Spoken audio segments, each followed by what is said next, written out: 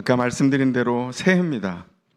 우리 목장과 목장에 참여하실 모든 분들에게 허락하실 주님이 예비하신 복을 한 분도 빠짐없이 다 누리기를 바랍니다. 목장에 참여하는 한 사람 한 사람, 우리의 정체성은, 목장 식구로서의 정체성은 뭘까요? 그 개인이 하나님 앞에 선 정체성이 목장 식구로서의 정체성이 또한 될 겁니다. 오늘은 그래서 목장 식구가 누굴까? 복된 자다. 성경은 명확하게 이야기하고 있어서 그 복된 자로 우리를 부르시고 그 약속 가운데 이끌어 주시는 시편 1편의 말씀으로 함께 하려고 합니다. 시편 1편은 분명히 말합니다. 우리는 복된 자입니다. 복된 자는, 시편 1편이 말하는 복된 자, 복 있는 사람은 성경이 말하는 이상적인 사람이에요. 그 이상적인 사람이 멀리 있는 사람이 아니라 바로 우리 자신이라고 말하고 있습니다. 우리가 이렇게 복닥거리면서 험한 인생을, 험한 삶 속에서 살고 있는데요. 예, 그렇다니까요. 믿음이 구름 속에 뜬구름 위에 서 있는 게 아니라 땅에 발을 붙이고 사는 우리에게 명령한 하나님의 부르심입니다. 그래서 기독교는, 그리고 성경이 명하는 믿음은 시장 한가운데 복닥거리는 데를 지나가면서 그 어렵고 치열한 삶의 한복판에서 하나님이 허락한 고요를 누리기도 하고 평안을 누리고 하나님이 허락한 공급을 누리면서 살아가게 되죠.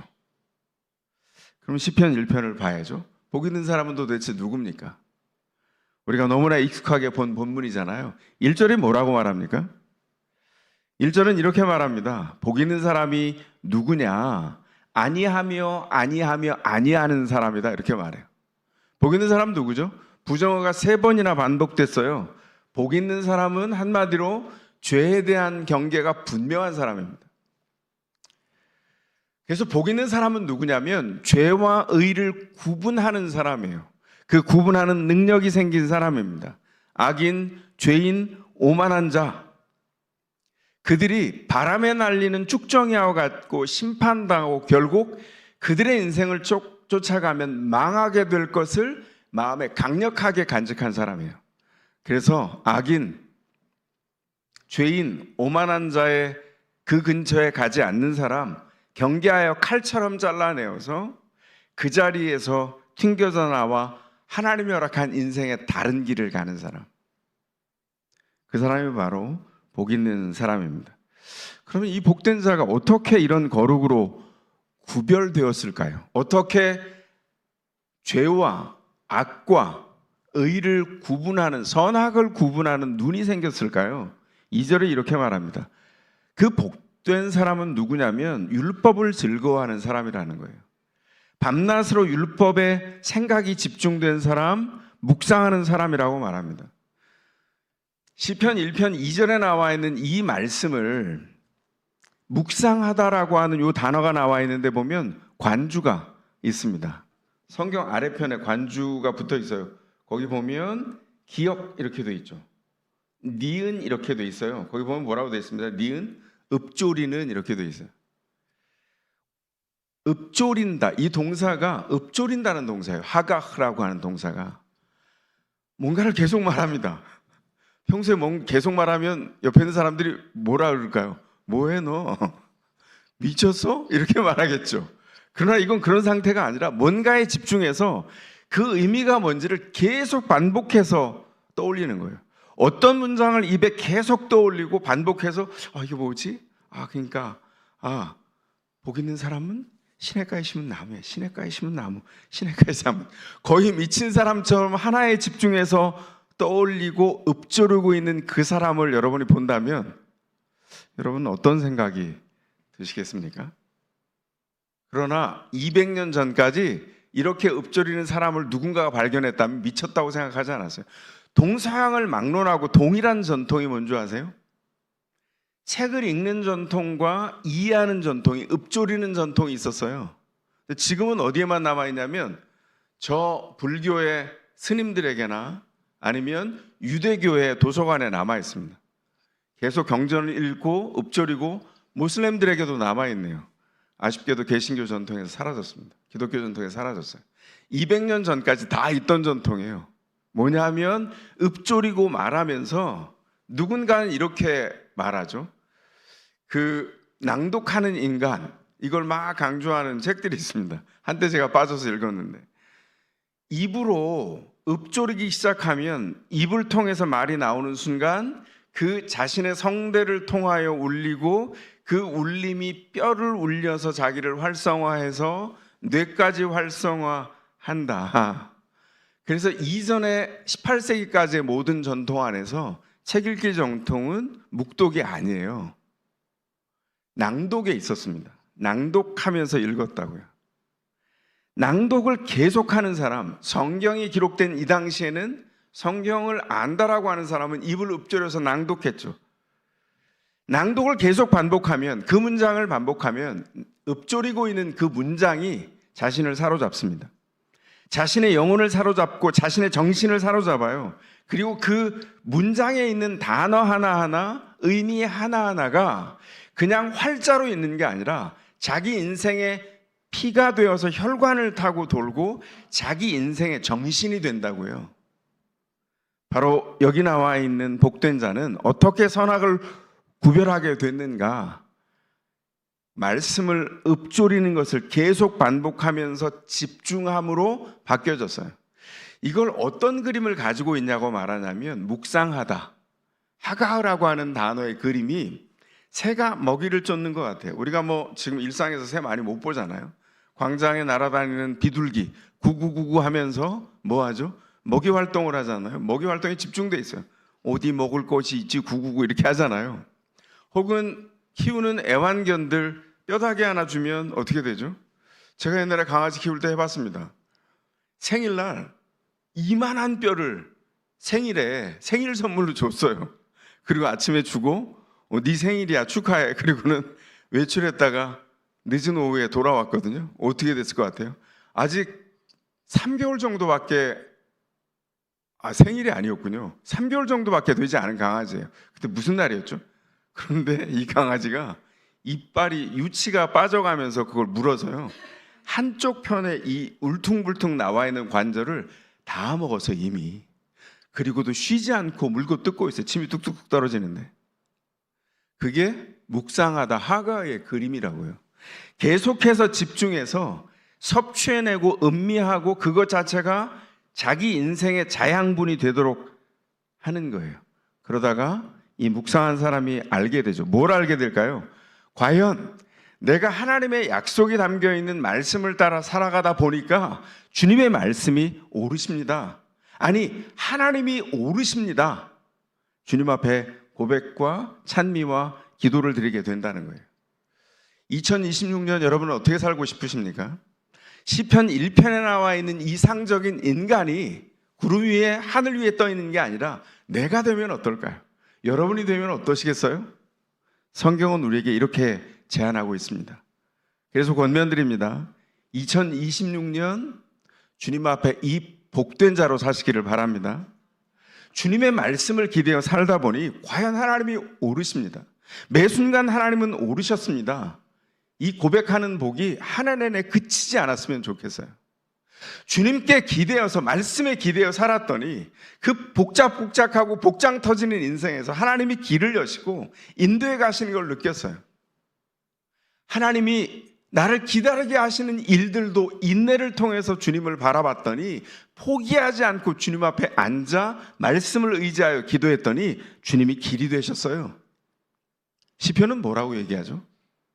그런 사람이 뭘 보냐면 벽 같은 곳 앞에 앉아 있었는데 눈을 떠서 보니까 이게 벽이 아니에요. 그 틈 사이로 시온의 대로를 여시는 하나님의 놀라운 은혜를 경험했다는 거예요. 저는 이걸 혈이 뚫리는 경험이라고 감히 말하고 싶습니다. 옛날 표현이죠. 근데 제가 최근 몇 달 동안 기도하면서 혈이 뚫렸다. 저 스스로에게 자꾸 이렇게 고백하게 돼요. 하나님, 제가 넘어서지 못했던 제 앞에 있는 믿음의 장벽을 뚫어주시고 혈을 뚫어주셔서 감사합니다. 핏줄이 통하게 하셔서 감사합니다. 용서하지 못했던 것을 용서하게 하시고 허용치 못했던 것을 허용하게 하시고 내가 이전의 내가 아니라 오늘의 나로 믿음으로 주님께서 이끄시는 것을 붙들고 생생하게 일어나서 나아갈 수 있도록 하신 주의 은혜를 인하여 감사합니다. 주님 앞에 고백하게 하셨어요. 그래서 자꾸 기도하는 겁니다. 2026년 성도들을 어떻게 이끄실까? 하나님이 과연 오르십니다. 주님을 따라갔더니 주님이 거기 생명의 우물을 파놓으셨어요. 그렇게 고백하는 복이 1년 내내 계속되면 좋겠다, 이런 생각을 하게 됩니다. 그러나 현장을 돌아보면 녹록지 않죠. 다윗이 시편 142편 4절에서 이렇게 기도합니다. 주님, 내 오른쪽을 살펴보소서. 나를 아는 자도 없고 나의 피난처도 없고 내 영혼을 돌보는 자도 없습니다. 피눈물 나는 기도죠. 이 피눈물 나는 기도를 드린 때가 언제였을까요? 다윗이 사울에게 쫓겨서 굴에 들어가서 이제 생명이 이제 1, 2초 사이에 죽음으로 바뀔 수 있다, 이렇게 생각하는 그때에 드린 기도를 회고해서 쓴 겁니다. 왼쪽을 봐도 아는 자가 없고 내 생명의 피난처는 어디도 없고 내 영혼을 돌보는 사람은 아무도 없습니다. 근데 어디가 열려있죠? 혈은 뚫려 있는 거예요.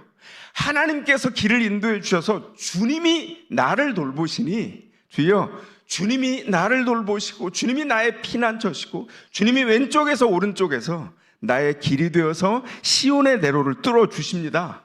이렇게 기도하고 있는 거예요. 시편 1편의 복된 자의 기도는 달랐을까요?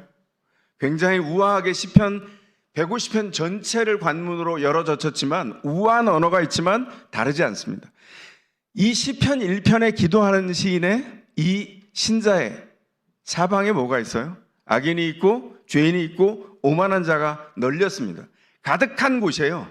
선과 악을 분별해야 됩니다. 이곳이 어디죠? 우리가 파송받은 곳이에요.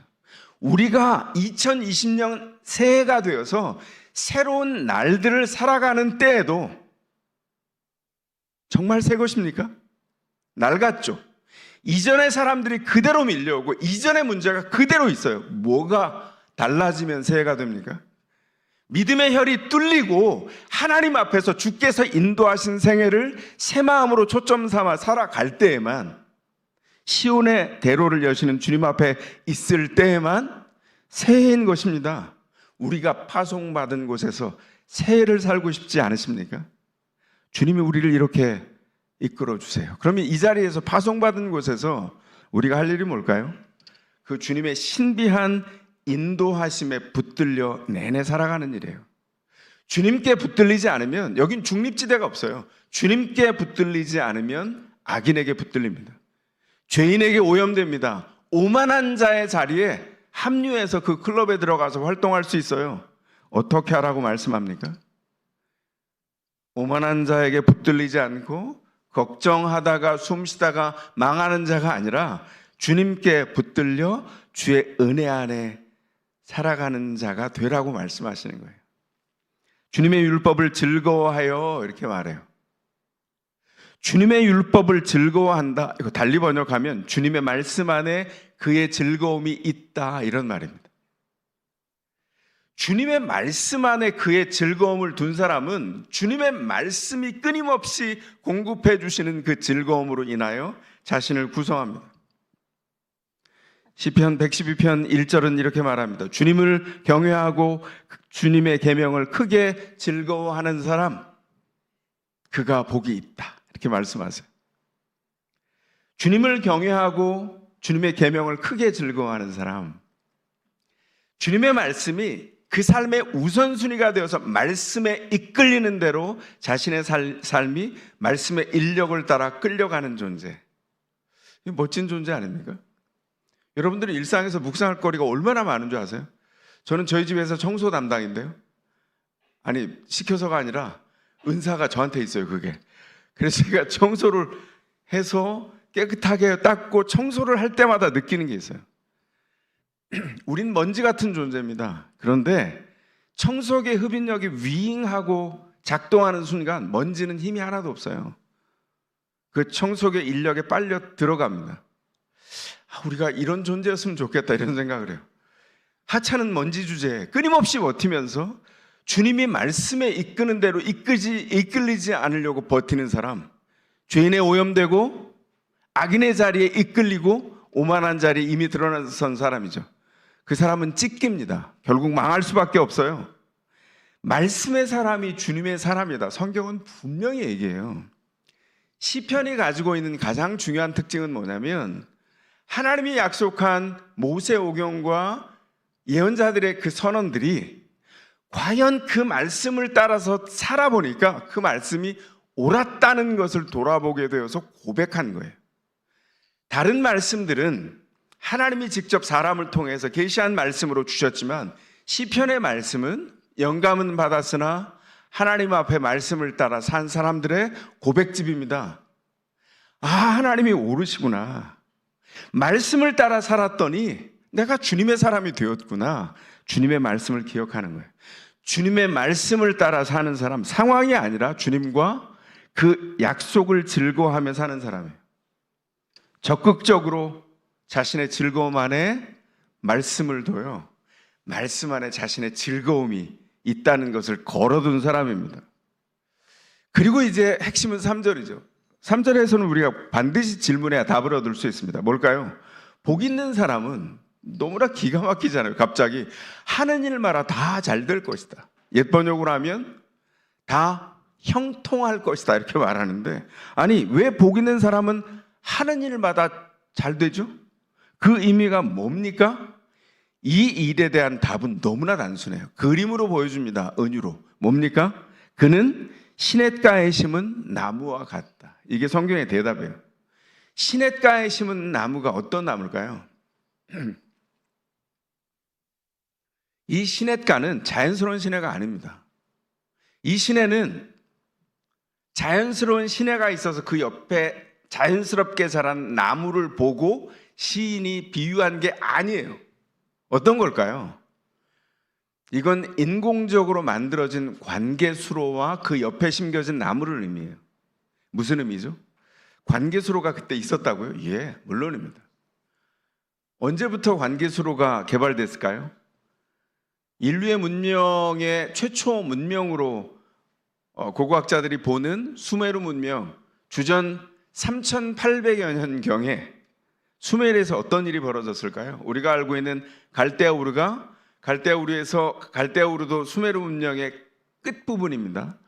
갈대아우르에서 아브라함이 하나님의 부름을 받고 나오죠. 신바벨론 시대의 마지막이고 수메르 문명이 멸망하는 그 마지막에 나오게 되는데, 수메르 문명은 어디서 시작됐냐면 유프라테스와 티글리스 강 사이에서 시작됐어요. 그 땅을 메소포타미아라고 하죠.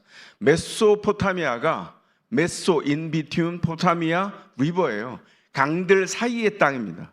그 땅이 비옥했어요. 이유가 뭐냐면 유프라테스와 티그리스가 강수량이 많아서 일정하게 범람했습니다. 문제는 상류에서부터 굉장히 많은 유기물을 가져와서 하류에서 토해내서 그 강 사이의 땅이 비옥한 땅이 되었는데, 문제는 내 땅인지 네 땅인지 구분이 사라진 거예요.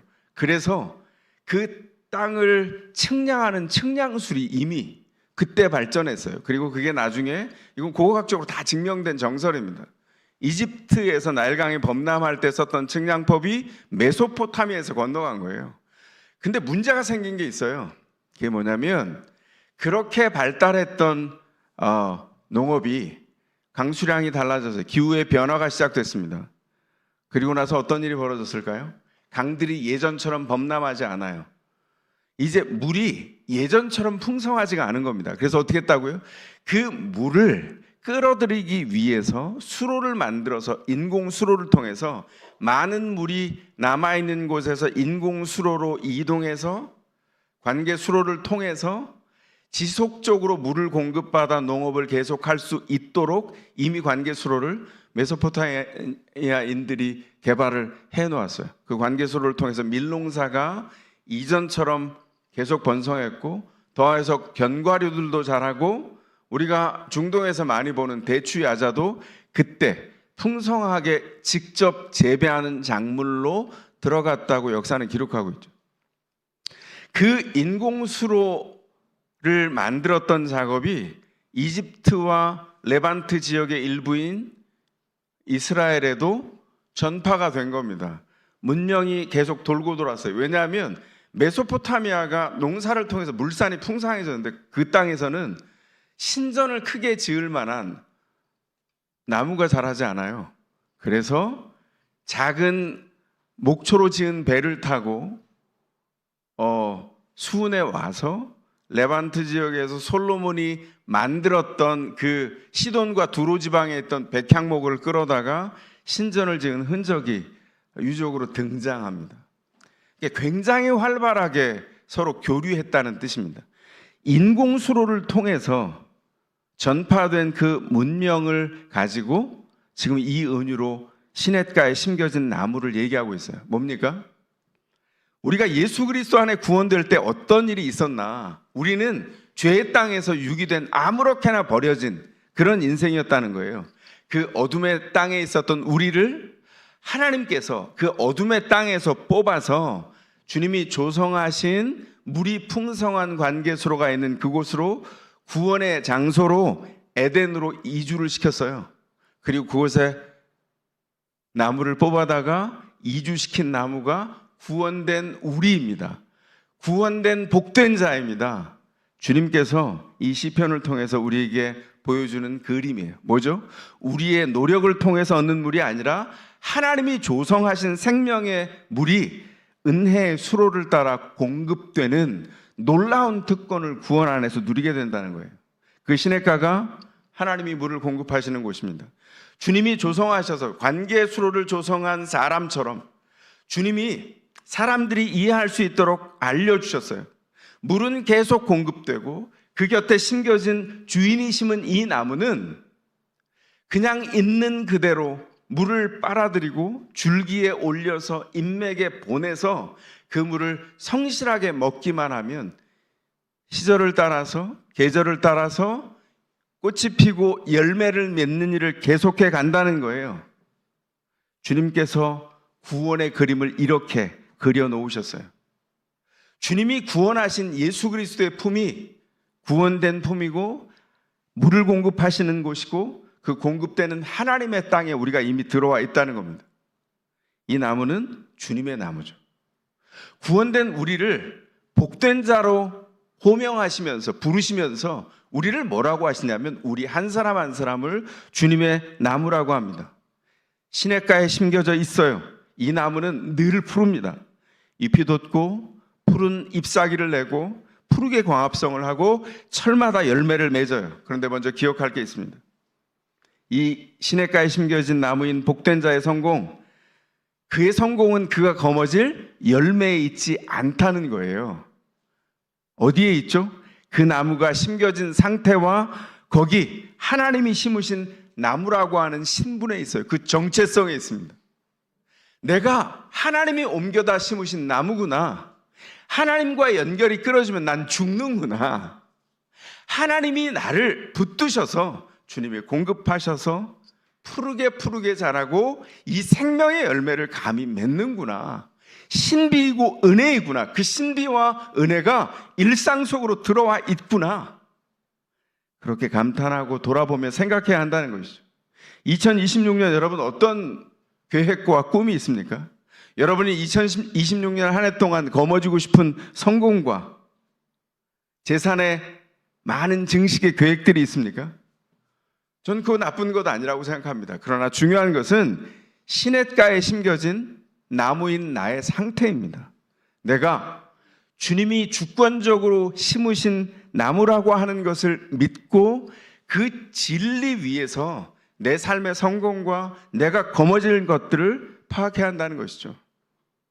신자가 가진 궁극적인 힘은 내가 거머쥘 성공과 돈에 있지 않고 내가 주님께 심겨진 나무라고 하는 신분과 상태와 정체성에 있다는 것을 꼭 기억하셔야 합니다. 그래서 이 단순한 질문을 우리 마음에 넣어야 합니다. 지금 넣어드릴게요. 여러분은 주님이 심으신 나무입니까? 공명이 제대로 안 됐네요. 여러분은 주님이 심으신 나무입니까? 주님이 심으신 나무로 한 해를 살라고 합니다. 만약에 아멘이라면, 내가 주님의 심으신 나무라면 어떤 상황을 통과하든 알게 되는 게 있어요. 내가 추구했던 그리고 원하던 실적이, 어떤 진로가, 내 건강이, 나의 상태가 내가 원하는 만큼 원하는 때에 주어져 있지 않는다 해도 감사함으로 그 시간을 통과해 갈 수 있습니다. 이 고백은 피눈물 나는 고백이죠. 우리가 원하는 때 얼마나 이루어지기를 간절히 간구하고 기도합니까? 근데 그때 이루어지지 않을 때가 있잖아요. 그때 어느 때인 줄 아세요? 그때는 절망할 때가 아니고 그건 주님의 심으신 나무의 몫이 아니에요. 원하는 때가 이루어지지 않을 때, 그때는 주님께서 나를 키우시는 시간이구나. 내가 정말 잘 자라겠구나. 더 푸르겠구나. 더 많은 열매가 맺어지겠구나. 긍정적인 에너지를 속에다 넣고 그 상황을 주님과 함께 통과해 가는 것입니다. 주님이 심으셨기에 주님의 뜻 가운데 자라게 하실 거예요. 왜 그런 줄 아세요? 주님의 온 사랑과 온 관심이 그 나무에 깃들어 있어요. 여러분 집안에서 식물 키워보면 그러지 않아요? 저 집안에 오아시스가 있거든요. 거실에 저희 집사람이 식물을 좋아해서 얘들이 다 죽어요, 겨울이라. 이래가지고 거실 한켠에 벤치를 이렇게 붙여놓고 거기에 온갖 것이 다 붙어 있어요. 이렇게 얘기하시더라고요. 전문가인 제 아내께서.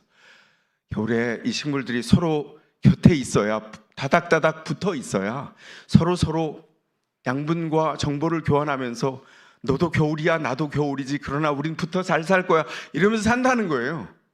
그러면서 그 물을 줄 때마다 얼마나 그 얼굴이 행복한지. 물 줄 때마다 저 안 보는 것 같지만 처음 공개하는데 제가 유심히 살핍니다. 저 표정은 뭘까? 너무 신비한 표정으로 물을 주고 입을 하나하나 쳐다봐요. 이 겨울인데 푸르르게 자라고 있습니다. 볼 때마다 그런 생각이 들어요. 사람도 그럴진데 우리 하나님이 자신이 심으신 나무에 대해서 어떨까? 온 마음과 온 관심과 온 사랑이 우리 한 사람 한 사람에게 다 깃들어 있다고요. 하나님이 어떻게 하실까요? 가장 좋은 것을 좋은 때에 주시지 않겠어요? 주님의 의도입니다. 만약에 주님께서 이 약속하신 것을 믿을 때, 제가 말씀드렸죠. 저에게 기도했던 것, 응답받은 것. 여러분의 믿음의 혈이 뻥 뚫립니다. 부정적인 것 찌꺼기예요. 다 내려놓으세요. 마음의 긍정적인 마음으로 바꿔내시고 끊임없이 기도하는 동안 항상 기뻐하게 하시고 늘 모든 일에 감사하도록 여러분을 믿음의 체질을 바꿔놓으셔야 돼요. 왜요? 우리가 주님이 심으신 나무이기 때문에 모든 일을 형통케 하실 겁니다. 어떻게 준비해야 될까요? 모든 것을 그렇게 긍정적으로 준비해야 돼요. 제가 지난 3주 동안 집사람한테 들은 얘기, 말씀드리면 오글거릴 텐데 제가 뭐가 많이 바뀌었나 봐요. 저 원래 뜨거운 사람이거든요. 그런데 뭐 그냥 아무렇지도 않게 다 지나간답니다. 그러더니 제 얼굴을 보고 심지어는 지난주 중에 이러더라고요. 당신의 얼굴 속근육이 달라진 것 같아요. 그래서 제가 그랬어요. 근데 그전에는 얘기를 안 하고 지나갔는데 찬사구나 이랬는데, 여보 이건 너무 심하지 않아? 얼굴 속근육이 바뀌었다니, 이러고 농담을 주고받았어요. 아, 주님의 은혜구나. 믿음의 혈이 뚫리면 삶의 태도가 바뀝니다. 삶의 태도가 바뀌면 우리의 상태가 어떤지를 알아서 주님 앞에 주님이 누리게 하신 것들을 하는 일마다 잘 되게 하실 걸로 누리도록 준비된 상태가 돼요. 그래야 되지 않겠어요? 그렇게 준비하십시오. 2026년 한 해를 주님께서 그렇게 인도해 가실 겁니다. 기억하십시오. 먼저 마음의 모든 초점을 주님 앞에 두세요. 말씀드린 대로 끊임없이 기도하십시오. 항상 기뻐하십시오. 모든 일에 감사가 마르지 않게 하십시오. 성령을 구하시기 바랍니다. 복된 자의 반대편에 있는 자는 누구일까요? 상상해 볼까요? 비유컨대 스스로 판단하고 스스로 행동하는 나무입니다. 나무가 말합니다. 나 이 시냇가 너무너무 답답해. 난 내 마음대로 판단할 수 있으니까 나 다른 곳으로 이사 갈래. 그리고 나무가 비웁니다. 뿌리를 자기 딱 스스로 뽑아요. 뽑고 스스로 걸어서 이사를 가는데 사막에 지짐했네요. 나무가 사막에 터덜터덜 걸어서 뿌리를 내리려고 그러는데 물이 없어요. 그렇게 2주가 지나서 보름이 지나면 이 나무 어떻게 될까요? 이 나무 죽죠. 비웁니다. 근데 실제 우리 가운데 가까이 일어난 일을 한번 볼까요? 우리 지금 현대인으로 일상 안에 가장 중요한 물건 중에 하나가 있는데 그게 뭔지 아세요? 냉장고죠. 냉장고. 여러분은 어떤 냉장고 쓰십니까? 제가 그래서 찾아봤어요. 그랬더니 2026년 신상 냉장고 가전 양두 거봉인 업계에서 새 걸 내놨더라고요. 근데 제가 이미지를 다운받을 수 없어서 여러분들에게 못 보여드립니다. 제가 한쪽 걸 보여드릴 수는 없잖아요. 중요한 건 뭐냐면 온갖 하이테크가 냉장고 속에 다 들어가 있어요. 한때 여러분 앙드레김 냉장고도 나온 거 아세요? 양대 가전 어딘가에서 만들었어요. 그래서 제가 그때 혀를 찼습니다. 이게 무슨 기능을 할까? 그러다가 그 즈음에 제가 한 경험을 하게 돼요. 냉장고가요, 싸면 30만 원짜리부터, 냉동실 없이 이렇게 냉장실만 있는 30만 원짜리부터 수백만 원을 호가하는 냉장고까지 다양하잖아요. 그런데 여러분, 이런 경험을 했어요. 이 편리한 냉동실에 막 얼마나 편안합니까? 아이스크림은 언제나 골라 먹을 수 있는 아이스크림 갖다가 넣어놓을 수 있고, 냉동식품으로 신선한 거 넣어놨다가 다 조리해 먹을 수 있고, 냉장고 안에 더 신선한 재료들 다 보관할 수 있는데, 제 지인이 이런 경험을 한 겁니다. 냉장고에, 냉동실에 넣어놓을 만큼 가득 먹을 걸 넣어놓고, 냉장실에도 가득 넣어놓고, 그리고 뜨거운 한여름에 보름 동안 여행을 떠났어요. 그런데 그날 어떤 일이 벌어졌냐면, 떠나기 직전에 키우던 강아지가 이렇게 장난을 치다가 코드를 밖에 빼놔서 이렇게 해놨었나 봐요. 장난을 치다가 코드가 빠진 걸 모른 겁니다. 그리고 폭염에 30몇 도가 되는 폭염에 2주 동안 떠났다가 밤에 집에 돌아왔는데 아파트 문을 여는 순간 악취가 코를 찌르는데 이게 뭐지? 그리고 봤더니 냉장고 코드가 빠져 있는 거예요. 문을 열자마자 거의 막 난리가 난 거예요. 그분이 이렇게 말하더라고요. 냉장고채 버리고 싶었대요.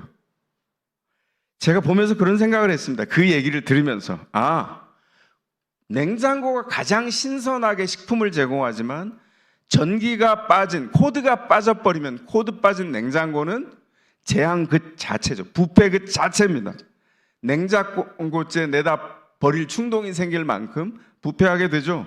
복된 자의 반대편에 있는 자가 바로 코드 빠진 냉장고 같은 존재입니다. 아무리 성능이 좋아도 15만 원짜리 아니고 30만 원짜리 아니고 수백만 원 호가하는 최신형 하이테크가 다 들어간 냉장고라도 코드가 빠지면 냉장고는 아무 소용이 없어요.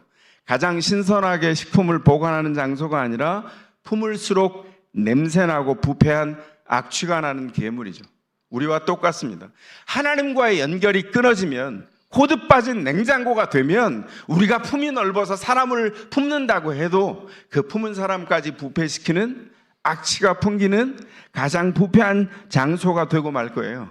하나님께 끊긴 인생, 시냇가에서 나간 인생, 바로 코드 빠진 냉장고 같은 인생이에요. 순식간의 재앙과 죽음의 시작입니다. 거긴 어떤 희망도 없어요. 2026년 우리가 어떻게 살아야 될까요? 단순한 비유로 묻겠습니다.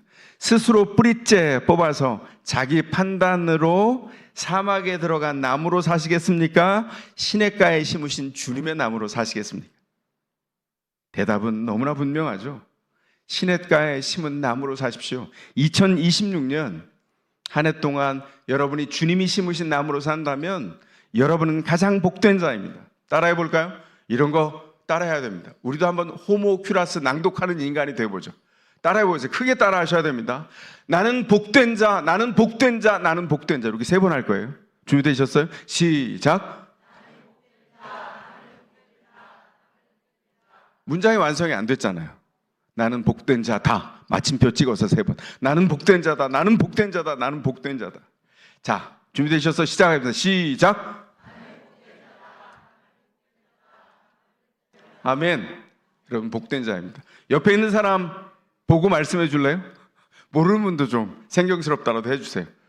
당신은 복된 자, 당신은 복된 자, 당신은 복된 자 해주시기 바랍니다. 옆에 있는 사람 보고 당신은 복된 자, 당신은 복된 자, 당신은 복된 자입니다. 아멘. 어떤 상황 속을 걸어가더라도 기억해 주십시오.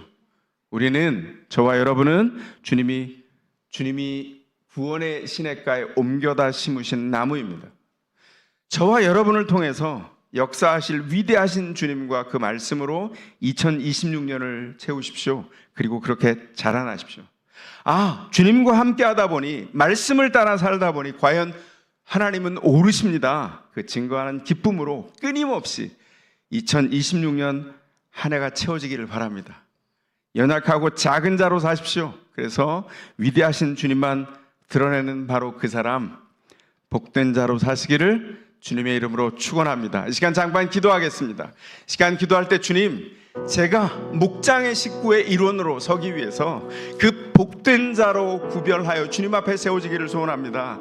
하나님 앞에 끊임없이 나아가는 자, 마음의 초점을 떨림으로 주님 앞에 드려서 내가 어떤 상태에 있던지 이전의 상태로 돌아가는 게 아니라 한 걸음 한 걸음 진전하여 믿음으로 서가는 자, 하나님의 복을 누리는 자, 끊임없이 떨림으로 기도하는 자, 항상 주님이 예비하신 그 기쁨을 누리는 자, 그리고 어떤 일을 만나도 감사가 마르지 않는 자, 주여 저를 그 복된 나무로 인도하여 주소서. 간절히 여러분 자신을 놓고 기도